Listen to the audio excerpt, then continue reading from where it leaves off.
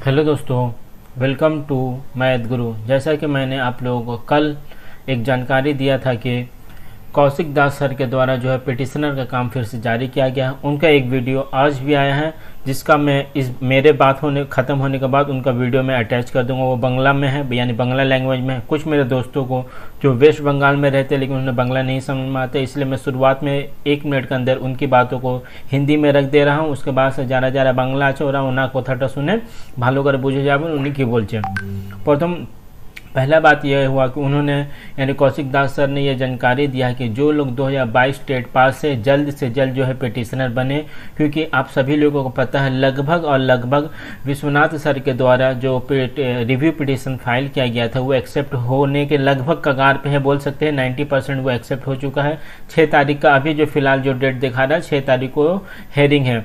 उस केस में जितने भी 2022 WB टेट पास कैंडिडेट हैं उन्हें जो है पिटिशनर बनना होगा, अगर आने वाले वैकेंसी में उन्हें इंटरव्यू में बैठना है तो। क्योंकि आप सभी लोगों को पता है सुप्रीम कोर्ट का जजमेंट आने के बाद से लगभग सभी स्टेट ने यह साफ कर दिया है कि NIS से जो लोग DLED किए हैं उन्हें जो है किसी भी फ्रेश रिक्रूटमेंट में बैठने नहीं दिया जाएगा। लेकिन अभी हम लोगों का रिव्यू एक पिटिशन अगर एक्सेप्ट हो जाता है, एक्सेप्ट हो ही चुका बोल सकते हैं, तो फिर अब जब हम लोग का नया वैकेंसी आएगा उस समय कहीं ना कहीं हम लोग एक बात को अपने रखेंगे बोर्ड के सामने भी और कोर्ट के सामने भी कि अभी फिलहाल जो है हम लोग का रिव्यू वाला जजमेंट आना बाकी है और हम लोग उम्मीद करते हैं कि उस रिव्यू में हम लोगों को जीत मिलेगी।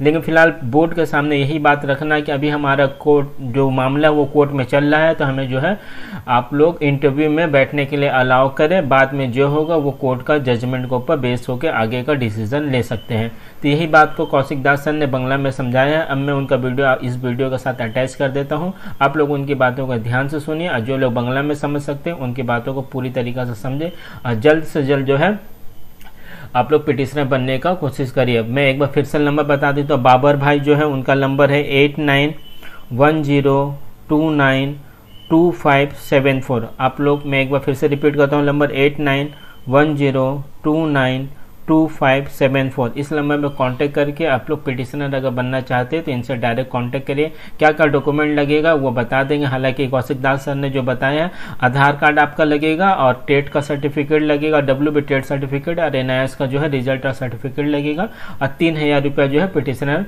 बनने के लिए चार्ज लगेगा। बाकी बात जो है आप लोग बांग्ला में उनकी बातों को सही से सुनिए और अपनी जो भी करना है 3 से 4 दिन के अंदर करिए, क्योंकि 6 तारीख को हेयरिंग है। अभी तक जो है कंप्यूटर जनरेटेड है, लेकिन हम लोग कोशिश कर रहे हैं कि 25, 26, 27 तारीख तक जो है मैक्सिमम ये पिटिशनर के काम को जो है सारे पिटिशनर को बना लिया जाए, ताकि अगर अचानक से अगर डेट चेंज भी होता है तो किसी तरीके का परेशानी ना हो। अब कौशिक दास का वीडियो आप लोग देखिए।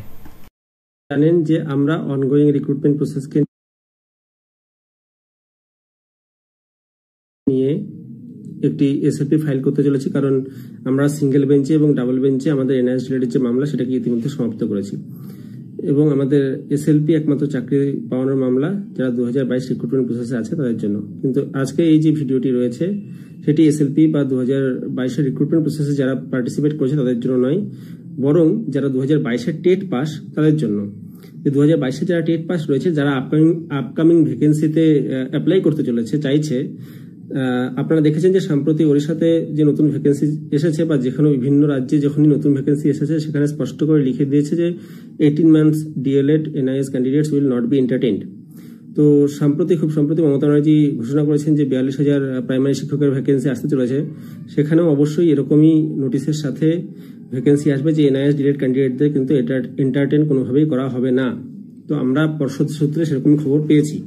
এখন বিষয় হচ্ছে যে আপনারা জানেন যে রিভিউ পিটিশনটি অলমোস্ট অ্যাকসেপ্ট হওয়ার দিকে এবং ওপেন কোর্টে তার প্রিলিমিনারি হিয়ারিং হওয়ার জন্য অ্যাকসেপ্ট হয়েছে।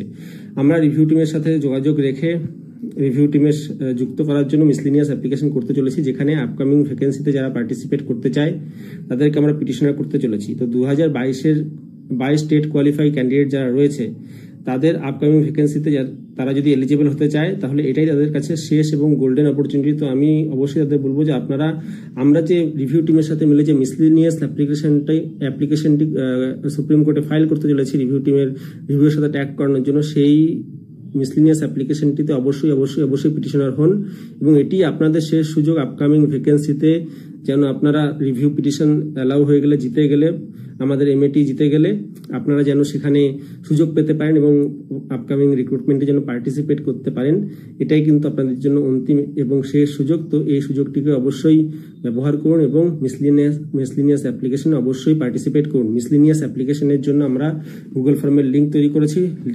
গুগল ফর্ম ফিল আপ করে 3000 টাকা পেমেন্ট করে আপনারা মিসলিনিয়াস অ্যাপ্লিকেশনের পিটিশনারের জন্য নাম লেখান। আমরা 3 থেকে 4 দিনই অ্যাপ্লিকেশনের পিটিশনার নেব। 3 থেকে 4 দিনের পরে, যেহেতু আমাদের খুব তাড়াতাড়ি এই কাজটি সম্পন্ন করতে হবে, আমরা 3 থেকে 4 দিন পরে মিসলিনিয়াস অ্যাপ্লিকেশনের জন্য পিটিশন নেওয়া বন্ধ করে দেবো।